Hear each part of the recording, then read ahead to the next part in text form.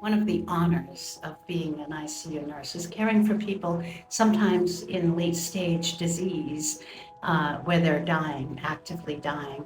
So about 10 years ago, I was caring for this patient, wonderful patient, who was dying from late stage respiratory disease, chronic obstructive pulmonary disease, which is COPD.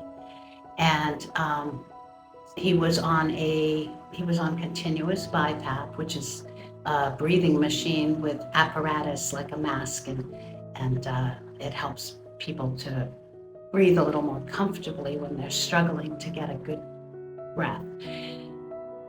He was such a sweet man and bright blue eyes, and he wasn't wearing his teeth. So every morning when I'd go in to care for him, I would say, "Good morning, handsome," and his eyes would light up and he'd smile that toothless grin. He was just so precious to me. He was probably in his mid to late 80s. I think he was around 88. Anyway, the last day of my working period, I worked 3 days a week, so I had worked 3 in a row caring for him. And I said to him, "Your son's coming tomorrow from Georgia to to visit you and see you." And he was smiling and all happy. And I said, "And I'm going to be off for a few days, and I hope that you have a great next few days."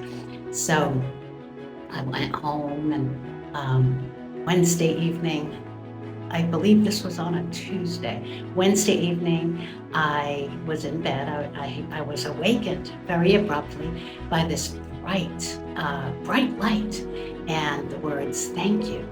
And I happened to glance at the clock. It was around 10:33, something like that. When I got back to work in a few days, his room was empty. And I asked the night shift charge nurse before she left, "Hey, what happened to Mr. So-and-so?" And she said, "Oh, he died Wednesday evening." And I said, "Really?" I said, "What time?" She said, "I think between 9 and 10. So my patient came to me. He was nonverbal when he was living because he was on the breathing machine and he just couldn't, he was struggling to breathe.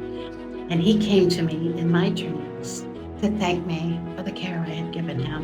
And that to me is one of the most fulfilling and rewarding things about being a nurse, any type of nurse.